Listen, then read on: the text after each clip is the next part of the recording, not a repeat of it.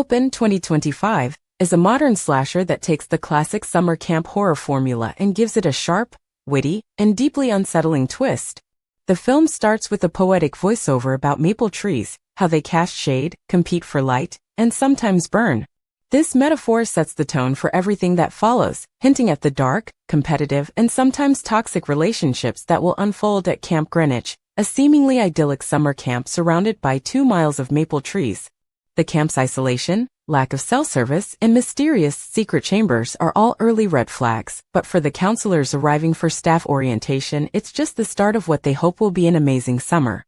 The main character, Scarlett, is dropped off by her brother who jokes about camp slashers and Jason Voorhees. Scarlett is determined to make a fresh start after a rough time at school, and she quickly meets other first-year counselors, Ben, Ricky, and Maya. The group is diverse, snarky, and instantly relatable, with banter about relationships, sexuality, and the weirdness of camp life. Ricky, the resident jock, is dating Allie, the camp's queen bee, while Maya is the anxious, conspiracy-minded nerd. There's also Piper and Emery, a couple with opposite personalities, and a handful of other counselors, each with their own quirks and secrets. From the start, the camp feels off. Ethel and Arthur, the elderly owners, are a little too cheerful and robotic, and the rules are strict. No phones, no drinking, and absolutely no entering the restricted buildings. The counselors joke about the camp being a cult, and Maya even keeps a notebook of possible cult indicators, including ritual symbolism and information control. The restricted buildings are marked with carved maple leaves, and rumors swirl about counselors who quit suddenly and disappeared from social media. The camp's history is a blank slate, with no records older than a few years, adding to the sense of unease. Orientation week is filled with classic camp activities, awkward icebreakers, and plenty of drama. The counselors play truth or dare, share ghost stories, and start to form alliances and rivalries. Allie's mean girl energy rubs people the wrong way, and there's tension between her and Maya, who suspects something sinister is going on. Ben and Ricky's friendship deepens, and it becomes clear that Ricky is struggling with his sexuality and his relationship with Allie. The film does a great job of balancing horror with sharp, funny dialogue and real emotional stakes, making the characters feel like actual people rather than just slasher movie fodder. The horror kicks in when counselors start dying. The first deaths are shocking and brutal. Ethan, Piper, and Emery are found strung up in the woods, with maple leaves carved into their foreheads. The camp leaders claim it's a suicide pact, but Scarlett and Maya know better. The deaths are staged, the symbols are deliberate, and the adults seem more interested in keeping order than finding the truth. Panic spreads among the survivors, and the group starts to fracture as suspicion and paranoia take over. As the body count rises, the counselors realize they're trapped. The camp's isolation, lack of phone service, and the adults' refusal to call for help make escape nearly impossible. The group debates who the killer could be, with accusations flying and old grudges resurfacing. Maya's conspiracy theories suddenly seem less far-fetched, especially when she discovers a hidden room filled with fake IDs and evidence that several counselors, including Addison, Sophia, and Brett, are related to the camp's owners. The truth comes out. Camp Greenwich is a front for a twisted Nepo baby cult, where the children and relatives of the camp's founders are initiated through a deadly game, and everyone else is just collateral damage.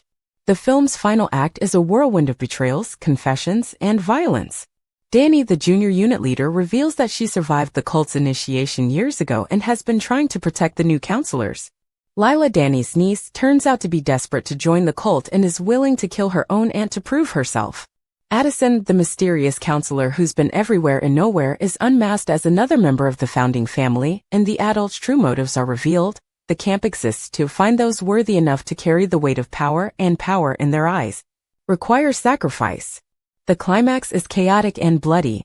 Alliances shift as the survivors fight back against the cult members. Ricky is killed in a heartbreaking scene, dying in Ben's arms after finally confessing his feelings. Danny is betrayed by her own niece, and Maya is nearly killed before Scarlett intervenes. In a final confrontation, the remaining counselors face off against Ethel, the camp's matriarch, who delivers a chilling monologue about legacy, power, and the survival of the fittest. Ethel is ultimately killed, but not before warning that the cult's influence will live on, just like the maple trees that scatter their seeds and rise again, stronger and more invasive than before. The movie ends with a bittersweet sense of victory. Ben, Scarlett, and Maya are the only survivors, traumatized but alive. They reflect on everything that's happened, struggling to process the horror and loss. Ben and Ricky's love story, cut short by violence, is given a moment of closure as Ben confesses his love to Ricky's memory. The survivors escape the camp, but the final voiceover returns to the metaphor of the maple trees. Legacy doesn't die with the root, it multiplies and twists into something else, something worse. The implication is clear. The cult may be defeated for now, but its seeds are still out there, ready to take root again. Open, 2025, is more than just a slasher. It's a smart, self-aware horror film that uses camp tropes to explore themes of privilege, legacy, and the darkness that can hide behind tradition. The characters are sharply drawn, the dialogue is witty and real, and the kills are both shocking and meaningful. The movie's ending leaves the door open for a sequel, with the surviving counselors forever changed and the threat of the cult lingering in the shadows. If you're looking for a summer horror movie that's as clever as it is scary, Open, 2025, delivers on every level.